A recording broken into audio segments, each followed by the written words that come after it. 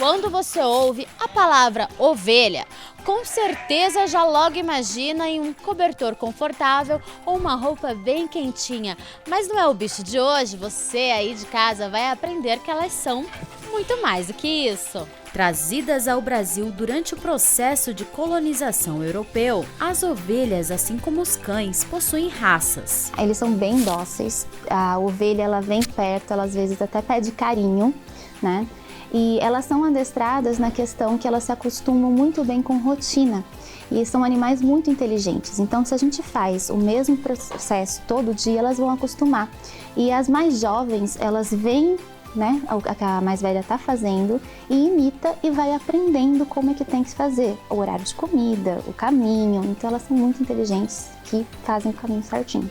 Então, por si, por natureza, elas mesmo se adestram. Se adestram, porque elas são animais de rebanho. Então, elas são um conjunto. O que a mais velha faz, a mais nova, ela vai aprendendo e vai fazendo como se fosse na natureza, né? Então, elas vão se adestrando conforme a gente vai guiando elas. Na natureza, ela, na verdade, é um animal, assim, herbívoro, né? Então, ele é de segunda categoria. Na natureza, ela tá ali vivendo a vida dela. Quando a gente pensa na apropriação do homem, né, na história do homem, o que aconteceu, a ovelha é o primeiro animal a ser domesticado. Por quê? Se a gente for pensar, ele dá o leite, que é a alimentação para o homem, ele dá a lã, que é o cobrimento, né, a proteção, né, do homem, e também dá a carne, que é um sustento para dar energia, né, pra gente, né? Então ele foi o primeiro animal a ser domesticado no período assim dos nômades, quando a gente vê as histórias, né, no deserto. O animal, ele é a ovelha é muito fácil de levar para onde você está indo. Então os povos nômades levavam o seu rebanho, que tinha lá tudo, cuidava do animal e depois conseguia atravessar o deserto. Então esse foi a origem, né, da domesticação da ovelha. Por causa disso. Divididas em raças de corte, raças de pelo e raças de lã, esses ovinos, além de produzir cobertores e roupas confortáveis, trazem a matéria-prima de laticínios. Depende muito da espécie da ovelha. Então a espécie, por exemplo, Mirilo, que é uma espécie específica para a lã, ela tem que ser tosada até de 2 a 3 vezes por ano. Porque a lã dela, ela é mais comprida, o fio é mais comprido, então ela vai produzir mais no ano. A Lacaune, que é a espécie que a gente tem, ela tem um fio curto e nós fazemos a tosa dela uma vez por ano para ter um comprimento bom, para a gente conseguir fazer algum artesanato ou alguma peça de roupa, né? Então a gente faz uma vez. Aqui na cabanha a gente faz a tosa, que a gente fala que é de moicano invertido, que a gente faz a gente raspa, né, da cabeça até o rabo e depois vai raspando por dentro e vai tirando. Por que a gente faz assim? Para poder sair um cobertor inteiro e não quebrar esse fio, que já na Lacaune ele é curto. Então a gente precisa manter um fio comprido para a gente conseguir fazer os artesanatos. A questão do leite também. Uhum. O leite, então, o leite aí vai para as espécies mais próprias para o leite. Por exemplo, a Lacaune, né, que é o que a gente utiliza. O leite da ovelha, ele é um leite muito mais nutritivo que a gente comenta, porque ele é um leite leve, suave, mas não pensa que ele é assim, tipo, levinho de nutriente mesmo. Ele é o dobro de gordura do da vaca, e também o dobro de proteína, mas esse balanceio da proteína e da gordura forma um leite saudável.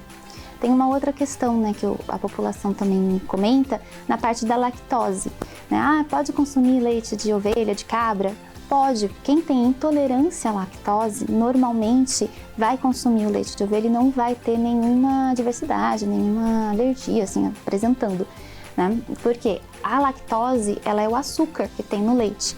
E da ovelha, ela tem um tamanho menor. E a gente consegue digerir melhor, então a gente quebra mais facilmente essa molécula. As ovelhas não são tão atrapalhadas como pensamos. Pelo contrário, elas são animais extremamente inteligentes. Muitas vezes elas parecem estar perdidas e sozinhas, mas quando surge um perigo, elas retornam para o grupo. Elas são animais que são predados, né, por natureza. Então elas fazem esse movimento de círculo para se proteger. elas fazem esse movimento para que o predador ache que tem mais ovelhas do que tem. Por exemplo, se tem 3 ovelhas, elas vão começar a rodar, o predador vai olhar, normalmente lobo-guará, onça, né, que fica muito perto da nossa região, elas vão olhar e vão pensar que tem 30 ovelhas, né, em vez de 3 ovelhas. Então elas fazem esse movimento para confundir o predador. E normalmente também as ovelhas que são mais sensíveis, né, como por exemplo os filhotes e as mais velhas, elas ficam no meio desse círculo. E as mais velhas, as mais aptas, né, elas ficam no círculo maior, por fora. Então é mesmo para proteção do rebanho. Então, por exemplo, elas também são animais que se dão bem com outras espécies? Porque a gente vê que elas se dão bem com os cachorros. Uhum, sim. E até para você falar um pouquinho desse vínculo dos cachorros com ela e pelos cachorros imitarem as ovelhas. Sim, as ovelhas, elas, como eu falei, elas são animais de rebanho. Então elas precisam de outro animal junto. Seja uma ovelha, ela precisa de uma e mais uma, porque elas são animais de companheirismo. Então elas dão muito bem, por exemplo, com cachorros que são de proteção, que é a espécie de pastor maremano, né? Que elas ficam junto. O pastor maremano, ele se acha que é uma ovelha, então ele faz parte ali da família. Ou também o border collie, que também é um animal utilizado para fazer o pastoreio, e elas se dão muito bem. Mas também elas se dão bem, por exemplo, se colocar elas junto com vacas ou cavalos, né? Elas vão se adaptar bem. Cada animal tem o seu tratamento, mas se colocar no mesmo coxo, né, elas vão se adaptar muito bem, que elas vão formar um grande rebanho, né, nas ovelhas. Questão da gestação. Tem mudança na fêmea quando ela está gestando? Que normalmente acho que a gestação são 5 meses. O período de gestação da ovelha são 5 meses. Nos 3 primeiros meses, elas não têm muita mudança. Você não vai ver nada visual, elas vão se comportar como uma ovelha vazia, né, que a gente fala. Nos últimos 2 meses é que elas vão ter um visual, né, que a gente vai identificar. O primeiro é que o ubre dela, ele vai murchar, ou seja, ele vai encher. E a gente consegue ver as 2 tetas, porque a ovelha é um animal de 2 tetas, diferente da vaca, né, que tem 4. Então as 2 tetas elas vão empinar para a lateral e vai começar a encher esse ubre. Esse é o primeiro sinal. O segundo sinal, que já é quase no fim do último mês, a barriga dela ela vai ficar maiorzinha, né, e ela vai ficar num formato de triângulo. Então a gente consegue ver exatamente um triângulo porque a gente fala que a barriga dela caiu. Quando a barriga dela caiu, é que está ali nas últimas 2 semanas de gestação. Então ela já pode parir a qualquer momento, né? Outra curiosidade é que as cachorras, como eu falei do pastor maremano, elas ajudam também no parto. Então elas ficam perto daquela ovelha que está nessas 2 semanas, né, com a barriga triangular. Ficam perto, rodeando ali para dar proteção e segurança para aquela ovelha, para ela conseguir ter o filhote. Além do reforço para a proteção do rebanho, as cadelas são famosas por serem verdadeiras parteiras. A gente escolhe, né, a fêmea fica junto por ela ser um pouco mais dócil com os filhotes. Então ela vai estar mais perto do filhote, não vai ser tão agressiva. Os machos, eles também são colocados junto com o rebanho, mas é mais por uma proteção externa, né? As fêmeas são mais internas e os machos externos. Aqui a gente escolheu as fêmeas mais pela questão mesmo de ajudar, né, no parto. A gente põe assim, na verdade, na hora do parto mesmo, a cachorra vai estar lá e ela vai estar até lambendo a vulva, né, da ovelha para estimular o trabalho de parto. Normalmente isso acontece em ovelhas de primeira viagem, primeiro filhote, porque ela não sabe o que está acontecendo. Então a cachorra vai lá e vai estimular. Então o filhote nasceu e a cachorra está ali do lado. Ela até faz a primeira limpeza, depois a mãe vem, limpa tudo. E a gente tem que tomar um cuidado também, porque às vezes a cachorra faz um trabalho tão bem que ela vai lá, limpa todo o filhote e a ovelha acha que o filhote é da cachorra e não dela. Então daí a gente tem que fazer esse balanceio de quanto tempo a cachorra fica com o filhote nas primeiras 24 horas.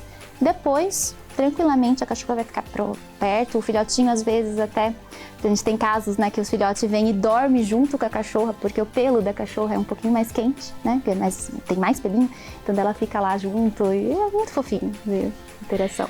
E uma ovelha pode ter de 1 a 2 filhotes. Isso, naturalmente na natureza, normalmente vem 2, ou pode vir até 3, dependendo, né, de como é a genética das ovelhas.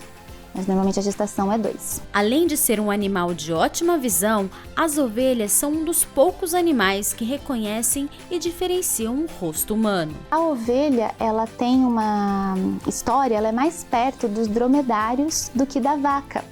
Então, ela se assemelha mais a um camelo. Se você pega o rosto da ovelha e coloca bem assim, na sua frente, você vai ver que o formato do rosto lembra um camelo e não uma vaca. Porque também a ovelha, ela é um animal ruminante. Então, ela tem, né, o sistema digestivo de 3 estômagos. E o camelo tem 3 estômagos também. Então, ele vai se assemelhando para essa. Essa é uma curiosidade que, no comecinho, quando a gente estava estudando, eu não sabia, né? Outra também que é legal, que a ovelha, ela não tem a parte de dentição de cima, né? Então, ela só tem os dentes de baixo. É banguela. Ela é banguela na parte de cima, porque ela é um animal herbívoro. Então, ela precisa, na verdade, da força, né, da mandíbula para poder quebrar os fios, né, do capim. Então, ela só tem os dentes da frente, né, de trás, na parte de baixo, para ela poder partir. Mas o que vai fazer mesmo a mastigação é a força da mandíbula, né, que ela tem. Muito legal. Isso é uma curiosidade bem diferente. Vamos embora com a tia? Vamos embora com a tia?